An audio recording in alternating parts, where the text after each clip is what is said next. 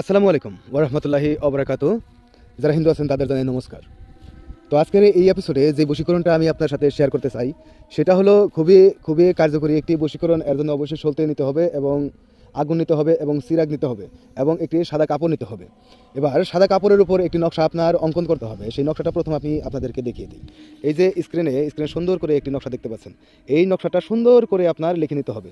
এবার এই নকশাটা লিখে নেওয়ার পরে আপনার এই নকশাটাকে আপনার সলতে বানাতে হবে, সুন্দর করে সলতে বানাতে হবে এবং একটি চিরাগ নিতে হবে। চিরাগে এই নকশাটা সুন্দর করে রেখে, অর্থাৎ এই সলতে বানিয়ে সলতেটা চিরাগে রেখে আপনি জ্বালিয়ে দেবেন। আর এই যে একটি কথা আপনাদেরকে জানানো অবশ্যই আগে হয়েছে, সেটা হলো যে সাদা কাপড় নিতে হবে। অবশ্যই সাদা কাপড়ের উপরে এই নকশাটা লিখতে হবে।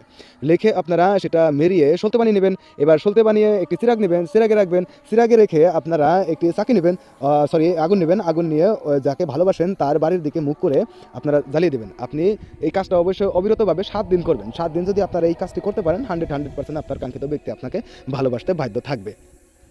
এটি একটি পরীক্ষিত বশীকরণ, তাই হেলা করবেন না। আর একটি কথা আপনাকে জানিয়ে দেবো যে যদি আপনি নিজে অ্যাকচুয়ালি করতেই চান তাহলে নিজেকে পাক সাফ করে নেবেন এবং নিয়ত পরিশুদ্ধ করে নেবেন।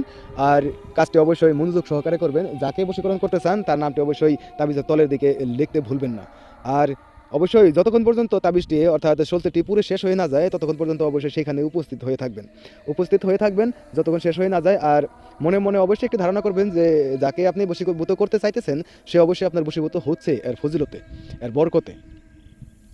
আর নিজে যদি না পারেন তাহলে অবশ্যই আপনাকে একটি কথা আমি জানিয়ে দেবো যে আমাদের কন্ট্যাক্ট নাম্বার 9365938282 নাম্বারে যোগাযোগ করবেন। আর যদি নিজে করতে চান তাহলে অবশ্যই অনুমতি নিয়ে নেবেন, অনুমতি ব্যতীত কাজ করবেন না।